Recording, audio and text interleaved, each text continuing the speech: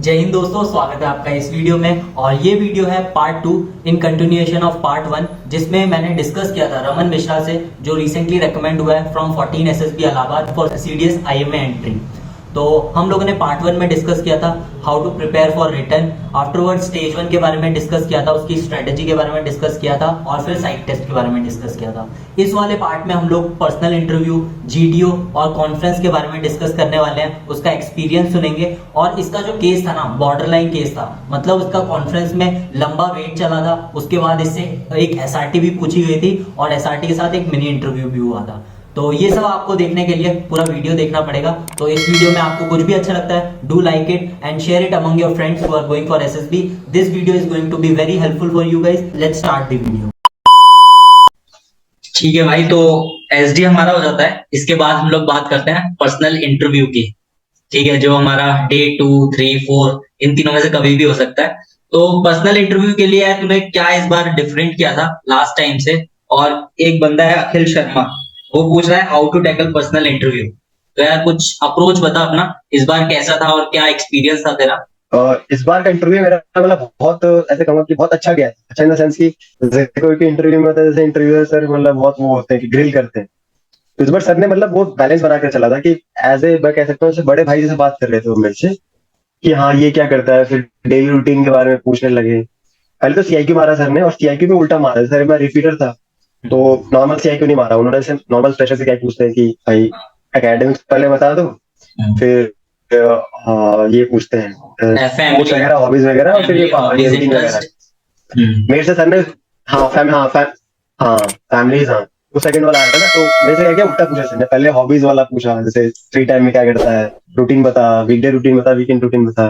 फिर फैमिलीज पे आया, फिर एकेडमिक्स पे आया। तो मेरे को लगा कहीं ना कहीं उन्होंने मतलब चेंज किया। मतलब ठीक है कोई बात नहीं, वहीं पे जो क्वेश्चंस बनाए उन्होंने, हाँ चेंज कर दिया था उन्होंने। मतलब ठीक है कोई बात नहीं, जैसे पूछ रहे हो मैं बता रहा था। तो फिर सर पूछ रहे थे कि जैसे अब हम जो गलतियां करते हैं, हम पीआईक्यू से अपना जो इंटरव्यू तो रिलेट नहीं करते। जैसे या तो अपने पीआईक्यू में जो अपने चीजें रखो याद रखो। मैं तो यही कर रहा था, पीआईक्यू में लिखा है वही मैं बोल रहा हूँ ना। तो पीआईक्यू आप यहाँ चलते हैं कि भाई हॉबीज पूछा तो हॉबीज में एकदम वही चीजें बताओ जो आपने लिखी है, क्योंकि वो हर एक चीज पीआईक्यू से रिलेट करते हैं।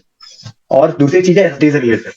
एसडी में तो मेरा वही चीजें लिखता था जो मैं कर रहा हूँ, और हॉबीज में भी मैंने वही आपका, क्योंकि चेक कैसे करते हैं, मान लो तुमसे पूछा हॉबीज और इंटरेस्ट, तो तुमने बताया ये है सर ये, अब पीआई को से एक बार देख लिया चलो ठीक है। फिर वो वीकडे रूटीन पूछेगा, तो वीकडे रूटीन में अगर ठीक है आ गया तो ठीक है, चल यहाँ पे भी हाँ ये करता है।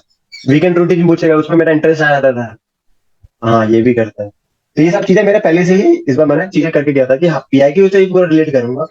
जो क्वेश्चन नहीं आएगा वो सीधा बोल दूंगा सर नहीं पता। मान लो एक क्वेश्चन आया था मेरे पास, सर ने पूछा था कि okay tell me the relations between China and Japan.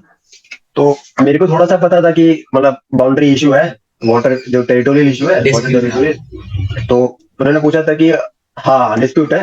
तो उन्होंने पूछा कि आइलैंड्स का नाम बता जो अभी डिस्प्यूट। तो मेरे को नहीं पता था आइलैंड्स का नाम, मतलब बाद में मैंने पता किया कि सेंकाकू आइलैंड्स है। सिंकाकू उस टाइम पे नहीं पता था, तो मैंने sorry sir I don't know. हाँ तो मैंने बोलते sorry sir I don't know sir, I am not able to recall it right now, I will tell you in the करके मैंने बोल दिया। बोलता ओके नो इशू। तो उन्होंने ये पूछा रूटीन के बारे में पूछा, फिर दोस्तों के साथ कैसे टाइम एंजॉय करता है ये पूछा। तो मैं सर कभी कभी मैं जैसे मैं गाजियाबाद में रहता हूँ तो मैं दिल्ली चले जाता हूँ, तो बोलता है कि कैसे एंजॉयमेंट करता है फिर वहां जाके। जैसे मैंने पूछा कि sir we enjoy time, we enjoy our weekends with each other, and तो बोलता है कि विच टाइप ऑफ एंजॉयमेंट। हमने पूछा तो मतलब we just enjoy snacks, cold drinks and some. वो कुछ निकलवाना चाहता था भाई। तो फिर उनको लगा, मैंने क्लियर कर दिया सर मैं ये करता हूँ, तो उनको लग गया हाँ भाई ठीक है। फिर बोलता है कि पॉकेट मनी कितना मिलता है, तो मैंने बता दिया सर जैसे मतलब महीने का जैसे नॉर्मली सर 1,000 रुपए खर्च हो जाते हैं, तो वही सब जैसे दूध वगैरह में हो गया या फ्रूट्स वगैरह में, ऐसा इसलिए होता है रनिंग के बाद मैं ये सब कर लेता था। तो बोलता है उनको लग गया कि हाँ ठीक है ये सोबर है। फिर वो पूछा कि बैकअप प्लान में मैं कौन सा टाइम करता साइंस और इंटेलिजेंट फील्ड। और मैंने बताया था एग्जाम्स भी दिए थे, मैंने टेस्ट दिया था, फिर सीमेट भी दिया था मैंने, उसमें भी ठीक ठाक आ गया था मेरा रैंक 396 रैंक थी। ये सब मैंने बता दिया था। और पीआईक्यू में भी मेंशन किया था कि जैसे आपको होता है ना ग्रेजुएशन में आउटस्टैंडिंग अचीवमेंट, तो मैंने सीमेट लिख दिया था, सीमेट 99.23 परसेंटाइल है। अब वो चीजें रिलेट हो रही थी यहाँ से कि मतलब हर जब एक तूने चीज बोला ना कि PIQ से बैकअप है, रिलेट हो रही थी। तो वहां पे तूने मेंशन भी कर दिया था। हाँ हाँ, बैकअप में भी मेंशन कर दिया, यहाँ पे भी मेंशन कर दिया, तो सब कुछ रिलेट होने लगी चीज। पूछे तो एनसीसी का तो नॉर्मली पूछा सर ने, डिटेल्स भी नहीं के सर कि ये तो मैंने बताया, वो तो मैं, अब मैंने जब तैयारी की थी तो उस हिसाब से वो ठीक था। तैयारी मैंने ऐसी की थी, जैसे आप पीआईक्यू उठाओ, और PIQ starting from the first question, जो आपका नाम होता है, तो नाम की मीनिंग से स्टार्ट करो भाई पहले। तो नाम का मीनिंग से पहले मैं क्या करता था, मैं रजिस्टर उठाता था, तो रजिस्टर में स्टिकर्स लगा देता, जो आपको नहीं आता जो टेबल पे लगाते हैं स्टिकर्स। तो जैसे पहला स्टिकर लगाया नेम, तो नेम का Sticky मीनिंग notes पूरा type। कर लिया मैंने। फिर सेकंड स्टिकर लगा के जैसे फादर का नेम आता है उसमें, तो फादर का, हाँ स्टिकी नोट्स था। तो जिस वजह से क्या है कि आपकी मेमोरी में अच्छी चीजें वो बैठ जाए। तो फादर का डेजिग्नेशन के बारे में पूछता है, तो मैं फादर का अपना पूरा पता करके गया, एप्लीकेशन पढ़ गया था। जैसे जैसे पीरियड आप रहे हो, तो जहां जहां रहे हो उसके बारे में आपको थोड़े बेसिक डिटेल पढ़ते होने चाहिए। हिस्ट्री पता होना चाहिए उसका, पॉलिटिकल अभी क्या चल रहा है वहाँ पर वो पता होना चाहिए, ज्योग्राफी कैसा है, वो क्लाइमेट वगैरह है वो कैसा है वहाँ पे पता होना चाहिए। फिर आसपास की जगह ही पता होना चाहिए कि जहाँ जहाँ मतलब जा सकते हो, प्लेसेस टू विजिट। क्योंकि वो पूछते हैं कि ओके अगर मैं आना चाहूँ तो कहाँ कहाँ तू घुमाएगा। तो ये सब चीज आपको पता होना चाहिए अपने जहाँ पे आप रह रहे हो उसके बारे में, और जहाँ जहाँ आपका है, जैसे मैक्सिमम रेसिडेंस और परमानेंट रेजिडेंस के बारे में। तो ये पढ़ के जाओ, क्योंकि ये बहुत इंपॉर्टेंट हो जाता है। एज एन ऑफिसर तो आपको बहुत चीजें पता ही होनी चाहिए। तो ये आपसे एक्सपेक्ट करते हैं कि यार तुम अगर ऑफिसर लेवल पोस्ट पे आ रहे हो तो अपनी जगह के बारे में बेसिक डिटेल जानते हो।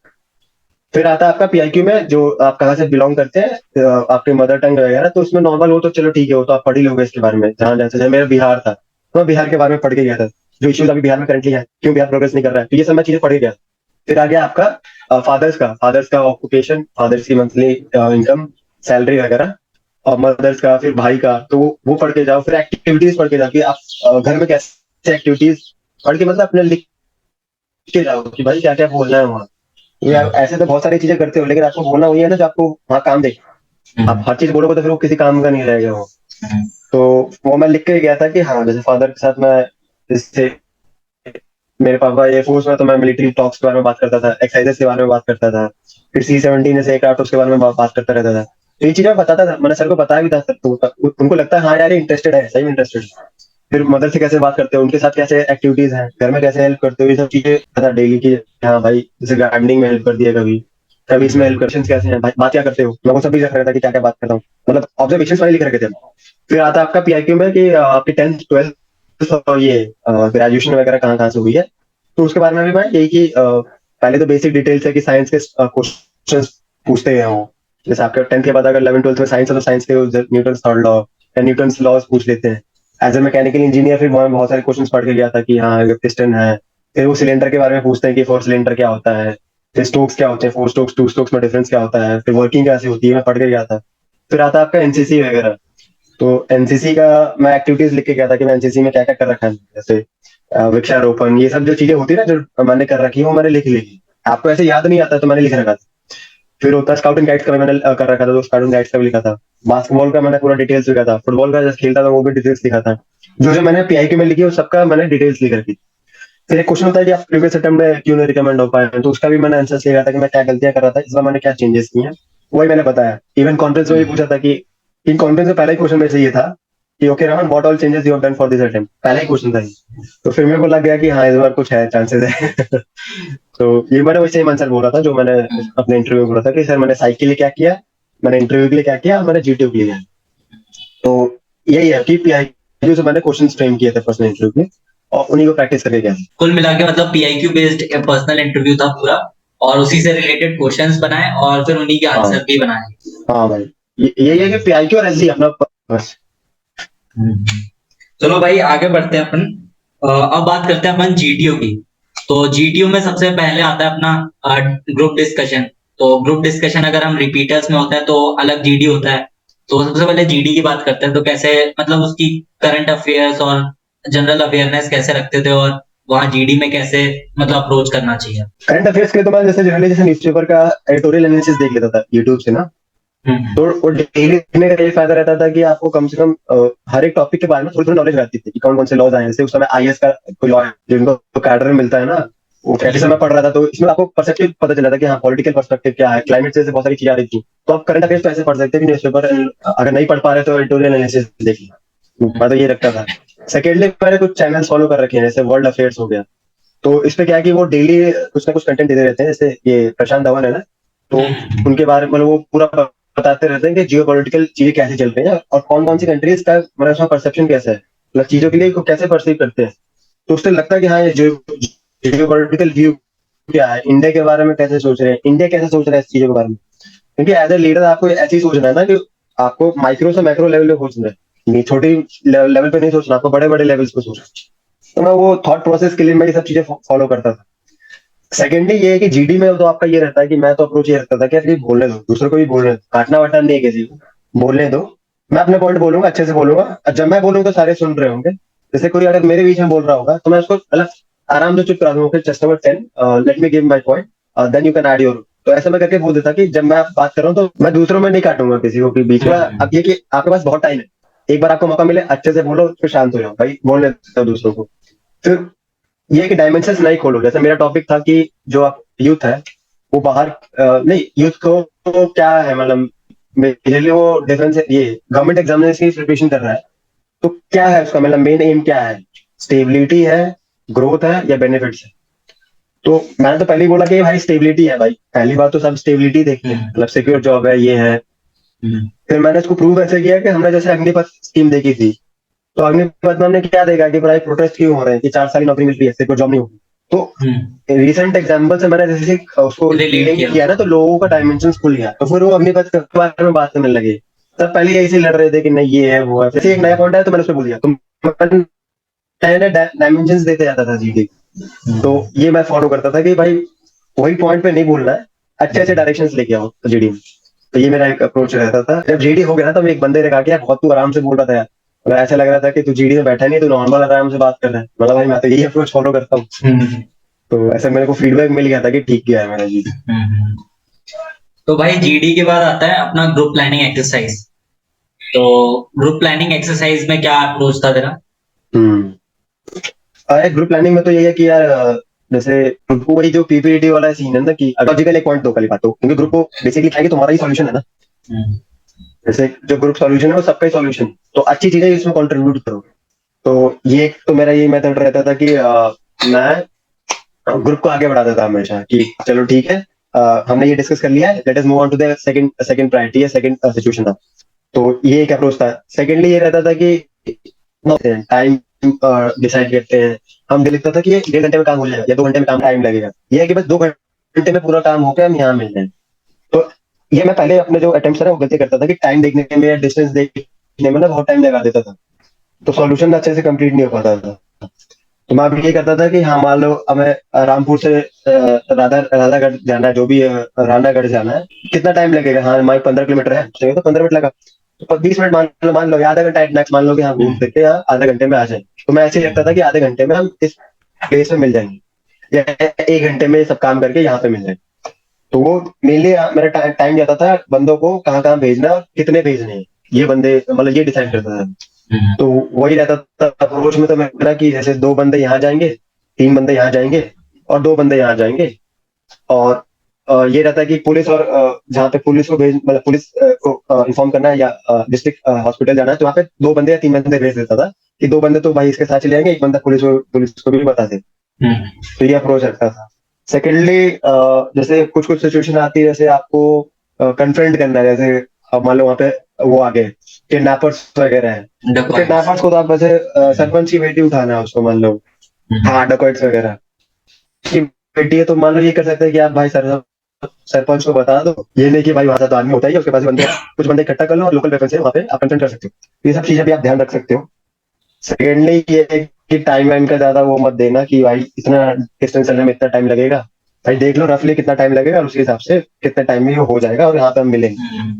क्योंकि 10 बंदे संभालने हैं, बस वही संभालने वाला काम करो, फालतू पे कैलकुलेशंस मत लेके आओ अननेसेसरी में। तो जो फालतू बोले उसको तो वहीं पर रोक दो कि नहीं नहीं भाई बोर्ड से कैसे जाएंगे, ये कुछ कुछ होता है भाई बोर्ड से चलते हैं, मतलब भाई पहले तो यहाँ से तू बोर्ड तक जाएगा, फिर बोर्ड चला के यहाँ तक जाएगा, बराबर रोड से चलेगा भाई, रोड से हमारे पास जीप है तो जीप से जल्दी पहुंच जाएंगे। तो ये सब चीजें आप वहीं पे आप कर दो, मतलब लॉजिकल पॉइंट दे दो। कोई अगर गलत है ऐसा तो नहीं है कि मतलब आप उसको बता दो कि सॉल्यूशन भाई देना है। ये तो इलॉजिकल पॉइंट हाँ है भाई। वहीं पे हाँ। हाँ तो वहीं पे उसको बोल दो कि भाई नहीं, तो उसका क्या होगा कि वो फालतू का सॉल्यूशन का पार्ट नहीं बने, नहीं तो वो बनता रहेगा और वो बोलता रहेगा। तो फिर वो ये लोग कहता फाइनल दूसरा प्लान है कि पे भी अगर नहीं आ मान लो, पाएंगे। हाँ फाइनल प्लान पे भी नहीं आ पाएगा। और मान लो किसी के पास कोई अच्छा सुन रहा है, उसने अच्छा अपना पूरा फाइनल प्लान कंक्लूड कर दिया, तो उसको बोलने का मौका भी मैं दे देता था, ठीक है इसने सही से सुना है, तो इसको मैं दे देता था। इस बार हमने यही किया था कि एक बंदा था उसको दे दिया हमने, बट स्टिल वो रिकमेंड नहीं हो पाया। बट ये था कि हमारा ग्रुप में से 4 बंदे हो गए थे, तो परफॉर्मेंस हमारी अच्छी थी जीपी में। हम्म। चलो भाई आगे बढ़ते हैं। पीजीटी और एचजीटी में क्या अप्रोच रहता है, क्योंकि हमने देखा है कभी कभी लोग खट्टावल्ली हाथ में लेके एग्जीक्यूट कर रहे होते हैं, कुछ लोग पीछे आइडियाज दे रहे होते हैं। तो तुम्हारा क्या अप्रोच रहता था कि मतलब तुम एक्शन करते थे कि मतलब फट्टाबल्ली लेके करते थे कि आइडियाज देते थे, और अप्रोच क्या रहता था? यार मेरा तो अप्रोच ये रहता था कि मैं थोड़ा आगे निकलूं, मतलब आगे वाला फट्टाबल्ली वाला ही सीन रखूं कि एक्शंस में हूं, रादर देन कि बस बोलने से काम चले। आइडियाज दो बस। क्योंकि एक्शंस वाले, हाँ आइडियाज वाला नहीं रहता, क्योंकि क्या आगे बेसिकली सबको एक ना एक पॉइंट पे आइडिया आता है कि हाँ ये, अब वो ये कि आज जो खड़ा है वो लगा सकता है। वही लगाएगा। तो मैं वही रखता कि मैं हाँ आगे ही चले जाऊं। तो हम क्या किया कि हम 3 बंदे आगे थे, इस बार इस वाले अटेम्प्ट में हम 3 बंदे आगे थे। तो अब हम तीनों में से किसी को आइडिया आ रहा है तो लगा दे रहा है, नहीं आ रहा तो पीछे से हम सुन रहे थे, ओके ओके चल number 12 what is your idea, हमने सुन लिया तो हमने एग्जीक्यूट कर दिया वहीं। तो ये हम काम कर रहे थे कि हम अपना भी लगा रहे थे और सुन के भी लगा दे रहे थे।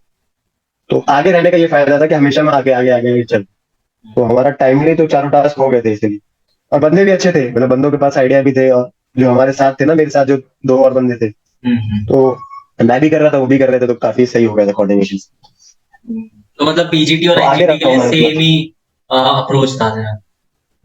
हाँ पीजीटी एचजीटी तो सेम ही है कि आइडियाज आ रहे हैं तो भाई आगे, पहली बात तो थोड़ा आगे जैसे पट्टा वट्टा लेके चले जाओगे भाई, कम से कम एक्शन और एग्जीक्यूशन कुछ में काम हाथ में करो। तो हमारे, कुछ जब आइडिया लगाने हो हमारे खुद के तो वो भी लगा लें, और दूसरा कुछ बता रहा है तो वो भी लगा हाँ अरे क्या होता है ना यार, पीजीटी में जीटू देख लेता है, फिर लें। एचजीटी में देखता है तो पता चल जाता है ये बंदा ठीक है। तो हम्म। मौका मिल जाता है यार, ऐसा नहीं है कि मौका नहीं मिलता है, वो जीटू मौका दे देता है कि मतलब देखने के लिए भी मौका दे देता है कि इसको देखना है कि, हम्म। तो पता चल जाता है उसको। मेरा तो यही हुआ था, मैं आगे चल रहा था तो आइडियाज आ जा रहे थे तो लगा दे रहा था। तो कभी मैं लगा रहा था, कभी मेरा जो साथ वाला वो साथ लगा दे रहा वाला। था, तो भाई ऐसे ही। हाँ फिर आता है अपना ग्रुप ऑब्स्टिकल रेस। तो ग्रुप ऑब्स्टिकल रेस में कुछ हो रहा है? यार ग्रुप ऑब्स्टिकल में तो जैसे आर्मी में थोड़ा इंपॉर्टेंट रहता है ना, जी वर्किंग बेस में कोऑर्डिनेशन वगैरह देखता है यूट्यूब। तो मैं क्या करता था कि मैं प्लान कर लेता था, जैसे मैं आगे चलूंगा सबसे आगे मैं ही रहता था स्नेक पकड़ के। तो हम्म। मैं जैसे 6 फीट वॉल है या 8 फीट वॉल है तो चढ़ जाता था, मेरे को पता मैं चढ़ जाऊंगा। तो थोड़ा धक्का उक्का मार के मैं चढ़ जाता था ऊपर, जैसे वो पीछे से खींचने मारते तो मैं चढ़ गया। अब मैं खींचने लगता था बंदों को, जैसे मैं चढ़ के खींचा एक को यहाँ किया, फिर वापस उसको पार करवाया, फिर खींचा एक को यहाँ किया, पार करवाया, फिर ऐसे करके मैं खुद ही लीड करता था जीवार में। मैं बता देता था यार मैं आगे चढ़ जाऊंगा और मैं खींच लूंगा, क्योंकि मेरी फिजिकल स्टेमिना और चढ़ने वढ़ने का ठीक था, मैं अपना वेट लिफ्ट कर लेता था। तो ये था कि मैंने ये करवाया पहली बात को। फिर दूसरी बात थी, मैंने बंदों का मोरल बहुत हाई रखा था। जैसे वॉर क्राई था ना, तो मैं जैसे हमने क्या किया, वॉर क्राई भारत माता की जय मान लो ऐसे है, तो मैं बोलता था मैं भारत माता की बोलूंगा, तुम लोग जय बोलो। तो मैं हमेशा वो भारत माता की, फिर वो पीछे से जय, तो मोरल हमेशा हाई रहता था। तो ये भी करता रहता था और लीड भी करता था। तो जीवन में ये मैं अपना अप्रोच रखता था कि मैं आगे बढ़ूंगा, बंदों को चढ़ाऊंगा और फिर मैं लास्ट में कूदूंगा, फिर भाग के आगे जाऊंगा, फिर चढ़ूंगा, फिर बंदों को चढ़ाऊंगा, फिर लास्ट में आऊंगा। तो ये मेरा मतलब lead approach from the front और पूरे टीम को एक साथ लेके चलना है। फिर था। अपना यार जीटीओ डे हाँ 1 पे मोरल भी हाई रखता था हमेशा। हाँ हाँ। फिर अपना जीटीओ डे 1 पे आता है अपना लेक्चरिंग। तो लेक्चरिंग में क्या अप्रोच रहता था? ये लेक्चरेट में तो रिपीटर्स में तो मतलब जैसे क्या रहता है कि आपको अच्छा खासा तो एक्सपीरियंस हो ही जाता है। तो मेनली क्या रहता है कि लेक्चरेट इज ऑल अबाउट थोड़ा सा कंटेंट और कॉन्फिडेंस। हम्म। तो कॉन्फिडेंस मेनली वो जीटो देखता है कि ये 3 मिनट इतने बंदों के सामने बोल पाएगा कि नहीं, मतलब एड्रेस कर पाएगा कि नहीं बंदों को। तो थोड़ा सा कंटेंट तो ये है कि जैसे मेरा आया था इस बार कि डिजिटल इकोनॉमी आ रहा था।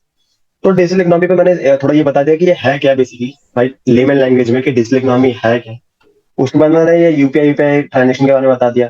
फिर मेरिट्स बता दिया कि क्या क्या इंडियन गवर्नमेंट स्टेप्स ले रही है और क्या क्या मेरिट्स है इसके लिए।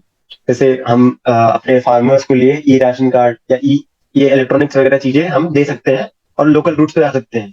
अपनी मेरिट्स बता दिए क्या क्या है, जैसे हमारे पास इंटरनेट फैसिलिटीज नहीं है, दूर दराज इलाकों में इंटरनेट नहीं है, फोन नहीं है, फोन का नॉलेज नहीं है, जैसे फार्मर्स हैं तो इसमें क्या होता है कि बीच वाले प्लेयर्स खेल लेते हैं।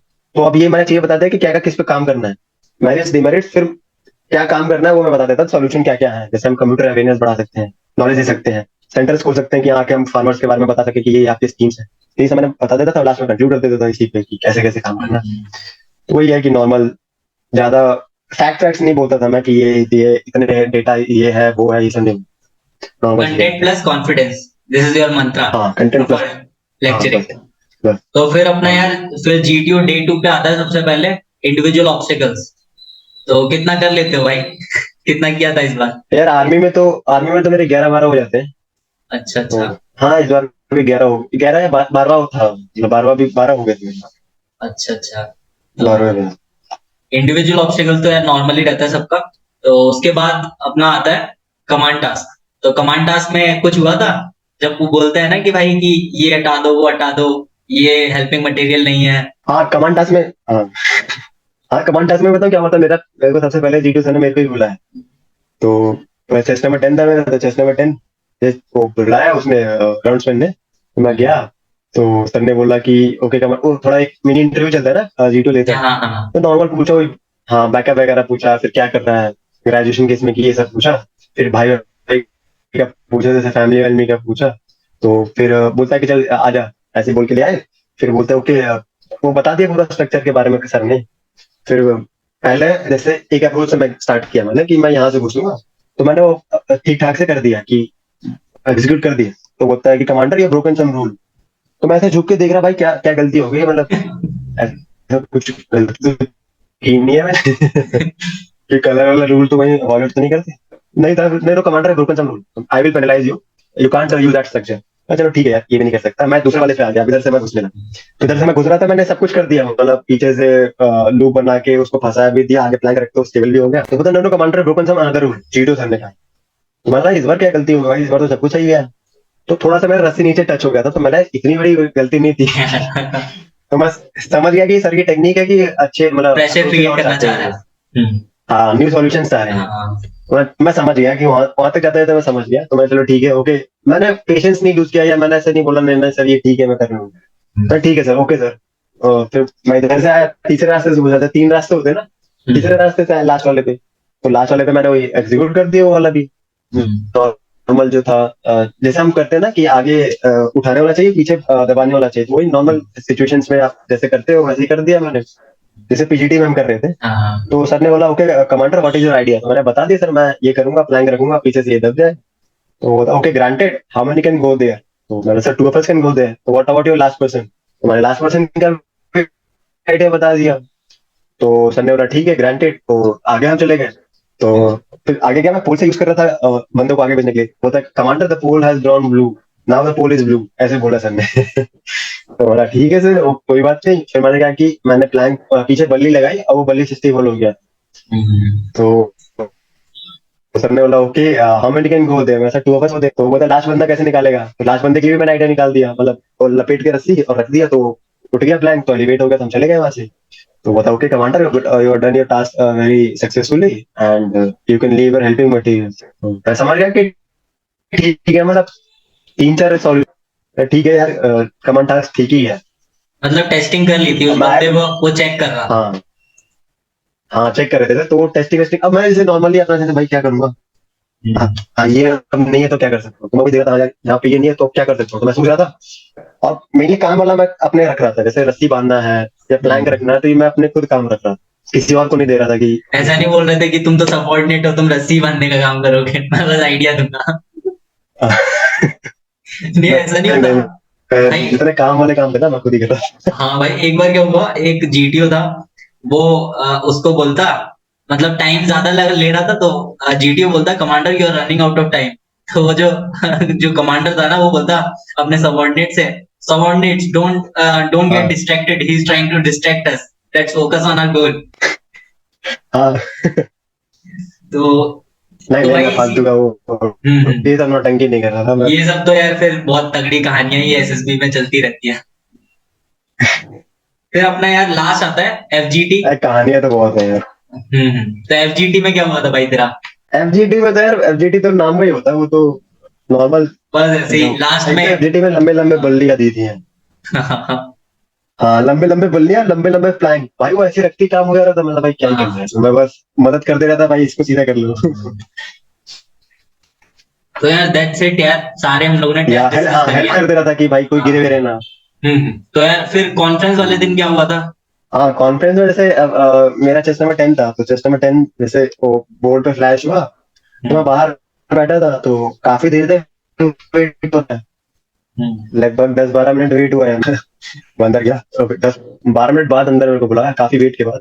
मैं अंदर गया, फिर सर ने बोला, पहले वैसे ही बोला ओके रमन कम सिट, तो मैं बैठ गया। सर ने पूछा what all changes you done for this attempt, यही पहला क्वेश्चन। मैंने बता दिया वही साइक में ये किया हूँ सर, इंटरव्यू में ये किया हुआ, और जीटो में ये किया था सर। जीटो के लिए नॉर्मल जो चीजें होती है ना, जैसे साइक में मैंने अरे वो जो बताते हैं कि सर प्रैक्टिस करके आया था, राइटिंग सुधारी, नॉर्मल क्वेश्चंस, नॉर्मल जो आंसर्स होते हैं हमारे। हाँ फिर सर जीडी वीडी के लिए मैं जीके के पढ़ा हूँ सर, करंट अफेयर्स के लिए न्यूज़ वगैरह। फिर फिजिकल फिटनेस पे भी थोड़ा ध्यान दिया था। फिर इंटरव्यू के लिए भी सर यही नॉर्मल जो जैसा था लाइफ में कर रहा था सर, वही मैंने बताया था। तो वही सेम क्वेश्चन सेम आंसर जैसे इंटरव्यू में पूछा। फिर पूछा कि सर ने फिर एसआरटी दी थी मेरे को, ये okay Raman as you have done NCC, camp के बारे में बोला था ना कि तू कैंप सीनियर हेयर कट नहीं लेना चाहे, some of guys are not willing to take hair cut, so what will you do. तो मैंने बोला सर कि पहले समझाऊंगा भाई, ले लो भाई, फॉर्मल इवेंट है, एनसीसी के रूल्स एंड रेगुलेशंस है ये कि भाई हेयर कट लेना जरूरी है। No, still they are not agreeing, and out of 10, 7 are agreeing and 3 are not agreeing, still not agreeing. तो भाई पहले फिर मैंने फिर बोला sir still I will convince them कि भाई ले लो, अच्छे लगोगे, और यूनिफॉर्म में शॉर्ट हेयर कट अच्छा लगता है। तो बोलता नहीं नहीं नहीं अब नहीं ले रहे, वो reluctant, they reluctant to take it. बस फिर तो ये करूंगा, सीनियर सीएचएम को बोलूंगा, वही समझाएगा sir, they will face the consequence otherwise. रहना है कि जाना है। अबे एक हाँ, और एक अच्छा क्वेश्चन पूछा सर ने, it and with the neighbouring countries of India. अच्छा नेबरिंग कंट्रीज ऑफ इंडिया। तो मैंने बताता गया कि सर पाकिस्तान, चाइना, तो मैंने अफगानिस्तान नहीं बोला था। तो सर ने बोला व्हाट अबाउट अफगानिस्तान, तो मैं sir currently it shares border with PoK, and currently PoK is not part of our India. So sir ने बोला what do you think, it's part of India not, वैसे it's the integral part of India but currently illegally occupied by Pakistan. मतलब मैंने ये बोल दिया sir, it's Pakistan occupied Kashmir and it's been illegally occupied by Pakistan and in near future will certainly regain it, मैंने ऐसे बोला। हाँ तो यहाँ कवर पे कर एक लिया। बंदा बैठा था हाँ। तो यहाँ पे एक बंदा बैठा था, जीटो बैठा था, हाँ राइट हैंड में जीटो बैठा था। तो जीटो ने कुछ नोट किया, पता नहीं क्या नोट किया, लेकिन मैंने स्ट्रांगली बोला था, स्ट्रांगली कि integral part of India but currently it's been illegally occupied by Pakistan and in near future will certainly regain it. तो वो भी मतलब काफी ऐसे हुआ और उसने कुछ नोट किया। तो ये मेरा कॉन्फिडेंस चला था भाई, मतलब थोड़ा जीके वगैरह एक अच्छा पूछ लेते थे। फिर उसके बाद मतलब बाहर भेज दिया। ये कॉन्फ्रेंस, उसके बाद कॉन्फ्रेंस के बाद भेज दिया, मतलब ओके हाँ, उसके बाद बाहर भेज दिया। फिर पता नहीं उसके बाद तो मैं आ गया यहाँ पे, जैसे इलाहाबाद में क्या सीन है, क्या कॉन्फ्रेंस हॉल के बाद अपना उधर आ गया वेटिंग हॉल है ना, वेटिंग एरिया में। तो मैं वेटिंग एरिया में चला गया, फिर वेट कर रहा था। फिर मेरे बाद काफी देर बाद बंदा आया, मेरे बाद वाला, काफी देर मतलब वो भी कम से कम 7-8 मिनट बाद ही आया। तो मेरे को लगा कि चलो डिस्कशन भी किया उन्होंने फिर। तो हाँ, उसके बाद मेरे को लगा था रिकमेंड कर लेंगे, मतलब क्योंकि कॉन्फिडेंस भी ठीक है, ओवरऑल परफॉर्मेंस भी ठीक ही थे। हाँ, फिर पूछा सर ने कि रेट ऑफ परफॉर्मेंस, ये भी पूछा था कि rate of performance in all the test. तो मैं sir I will rate myself on average of 9 in all the test. तो बताओ okay Raman, you can name. और फिर उसके बाद फाइनली वो दिन आ ही गया जिसका इंतजार हर एक रिपीटर को होता है। सही है भाई, कॉन्ग्रेचुलेशंस टू यू और thanks for coming on this platform. भाई तेरी आवाज ब्रेक हो रही है बीच बीच में। Thank you. हाँ, अरे बीच में थोड़ी ब्रेक हुई थी जब तू कह रहा था ना कॉन्फ्रेंस के बाद। हाँ, तो वही बोल रहा था भाई, अच्छा लग रहा है भाई, अब ज्वाइन करो आईएमए। उसकी मेरिट कब आ रही है? ये मेरिट तो मेरे को लगा दिसंबर में आएगी इसकी, फर्स्ट वीक ऑफ दिसंबर में शायद। लौंडे तो यही कह रहे हैं, और जनवरी से इसका कोर्स स्टार्ट हो जाएगा, फर्स्ट वीक या सेकंड वीक से। चलो बढ़िया भाई, future army officer signing off. Definitely भाई। चलो दोस्तों, तो ये था मेरे दोस्त रमन मिश्रा का एक्सपीरियंस। अरे तू भी हो जाएगा भाई तू भी हो जाएगा, बस वही कि कहाँ कहाँ गलतियां कर रहा है वो देखना। हाँ भाई, उस पे यार फोकस करना है। तो यही था यार, दोस्तों ने क्वेश्चंस पूछे हुए थे, तो जब भी मैं बात करता हूँ ना रिकमेंडेड वाले बंदों से, तो उनसे बहुत कुछ सीखने को मिलता है। तो मैंने सोचा यार तेरा भी इंटरव्यू या इनफॉर्मल कॉन्वर्जेशन हो जाए, तो मेरे को तो मिल ही जाएगा सीखने को, तो बाकी जो लोग हैं देख रहे हैं उनको भी हेल्प रहेगी। तो थैंक्स भाई आने के लिए चैनल पे। Best of luck for the future. अरे वही मैं कह रहा था, thank you for inviting me on this platform. And यही है कि यार जिसको हेल्प हुई अच्छी बात है। जो मेरा एक्सपीरियंस था मैंने बता दिया, जो जनरली जो गलतियां भी करते हैं वो भी मैंने बता दिया कि आप कैसे सुधार सकते हैं, तो मेरा क्या अप्रोच रहता है। बाकी अपना अपना अप्रोच होता है यार सबका, इससे अपने अपने टेस्ट के लिए ना अपना अपना अप्रोच बना के चलते हैं। बाकी मेरे से अगर किसी को इनपुट्स मिल जाए तो बहुत अच्छा है, नहीं तो सही है, मतलब अपना अप्रोच भी आप फॉलो कर सकते हैं। और रिकमेंडेशन का यही है कि जैसे रिकमेंडेशन के बाद आप एसएसआर नहीं बन पाते हो ना, जैसे आप बस आपको नहीं पता आप क्यों रिकमेंड हुए, मैं हाँ, अपना ये व्यू है। बता सकता हूँ। हम्म, तो मैं वही बताऊंगा, मैं किसी को ये नहीं कह रहा कि यही फॉलो करो, मैं अपना व्यू मैंने ये फॉलो किया था तो हो गया था। और यही है मेरा भाई, लास्ट में यही कहूंगा कि मैं मेरा यही था कि भाई मैंने ऐसे किया तो हो गया, आप अपना देखिए कैसे आपको क्या सूट करता है, आप कैसे चीजों को अप्रोच करते हैं, तो सबका भी अलग होता है ना अप्रोच करने का। चलो ठीक है भाई, रमन भाई,